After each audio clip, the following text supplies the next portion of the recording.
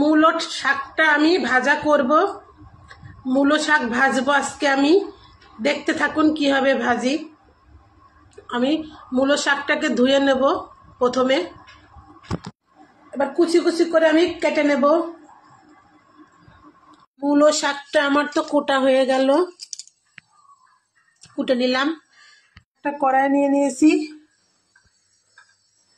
সাদা তেল নিয়ে নিলাম ভাজার জন্য।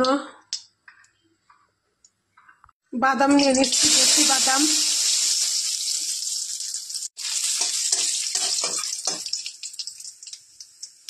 কাঁচা লঙ্কা, রসুন কুচি কুচি, পেঁয়াজ কুচি কুচি দিয়ে দেব।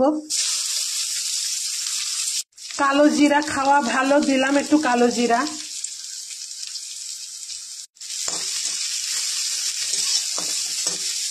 নাড়াচাড়া করে নিচ্ছি একটু। স্বাদ মতো নুন, পরিমাণ মতো হলুদ,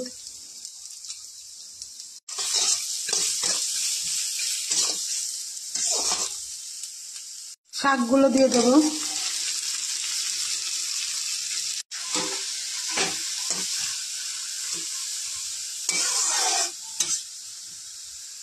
একটু আমি সিদ্ধর জন্য ঢেকে দেবো।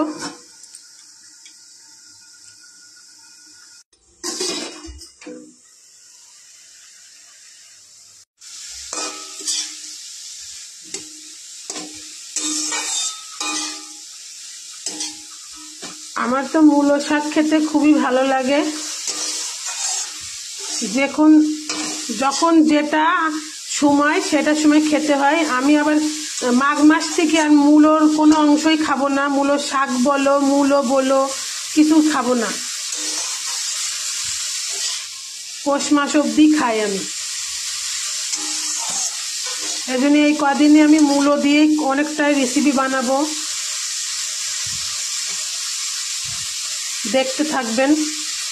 মূলো চচ্চড়ি করব, মৌরলা মাছ দিয়ে হোক, টাকসি মাছ দিয়ে হোক, চচ্চড়ি করব ছোট মাছ দিয়ে। মূলোর অনেক আইটেমই করবো এই কদিনে, অল্প অল্প করে। পৌষ মাসটাই খাবো আমি মূলোটা। মূলো ডাল করিনি এখনো, মূলো ডাল করে খাবো। এবার মূলোর খুব দাম, সবজিরই দাম, প্রচুর দাম।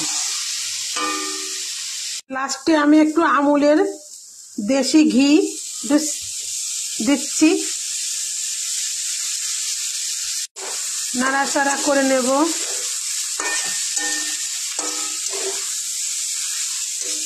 একদম আমার পরিবেশনের জন্য রেডি। হ্যালো গায়েস, আপনারা এইভাবে মূলো শাক ভাজা করবেন, বাড়িতে ট্রাই করবেন, হেভি টেস্ট লাগবে। আর আমার চ্যানেলের নাম হাই চন্দনা ইউটিউব চ্যানেল, অবশ্যই একটা লাইক চাই। হ্যালো গায়েস, একটা লাইক তো অন্তত করবেন, আর এভাবে ভাজা করবেন, খুব টেস্টি লাগবে। আর কমেন্টে বলবেন দিদি আপনার মতো করে এরকম বাড়িতে ট্রাই করেছি, খুব সুন্দর হয়েছে খেতে, যেন কমেন্টে পাই। পরিবেশনের জন্য আমি উঠিয়ে নিচ্ছি, এই যে ভাত দিয়ে খাবো।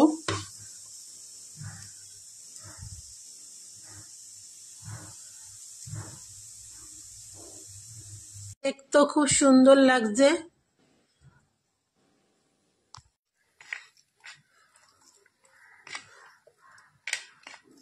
এটা তো বাচ্চাদের জন্য খুবই ভালো, সব শাকই বাচ্চাদের খাওয়ানো উচিত।